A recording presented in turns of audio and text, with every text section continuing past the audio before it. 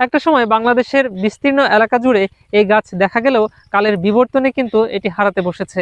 ঠিক এই মুহূর্তে এমন একটি উদ্ভিদের পাশে দাঁড়িয়ে রয়েছি যে গাছটি হয়তোবা আপনারা সকলেই চেনেন। আমাদের চারপাশে কিন্তু প্রকৃতিতে অনাদর এবং অবহেলায় অনেক ধরনের গাছ জন্মে ওঠে, যা আমরা অনেকেই চিনি না এবং অনেকেই জানি না। প্রিয় দর্শক, আপনারা দেখতে পাচ্ছেন এটি একটি উলটকম্বল গাছ এবং এই গাছ ভেষজ চিকিৎসায় বেশ ভালোভাবে এর ব্যবহার রয়েছে। অর্থাৎ যারা ভেষজ চিকিৎসা দিয়ে থাকেন তাদের কাছে এটি মহামূল্যবান একটি ঔষধি সম্পন্ন গাছ।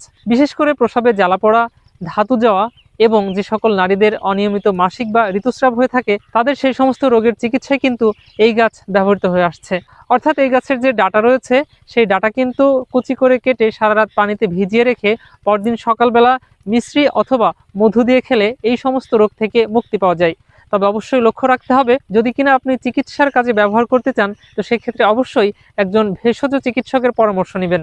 একটা সময় বাংলাদেশের বিস্তীর্ণ এলাকা জুড়ে এই গাছ দেখা গেলেও কালের বিবর্তনে কিন্তু এটি হারাতে বসেছে, কিন্তু এর যে মহামূল্যবান ঔষধি গুণ রয়েছে সেটা কিন্তু হারায়নি। তাই আসুন আমরা এই প্রকৃতি থেকে বিলুপ্ত প্রায় যে উদ্ভিদগুলো আছে এদেরকে সংরক্ষণ করি এবং আমাদের প্রকৃতির মাঝে যে আমাদের স্বাস্থ্য এবং সুরক্ষা রয়েছে সেটা নিশ্চিত করি।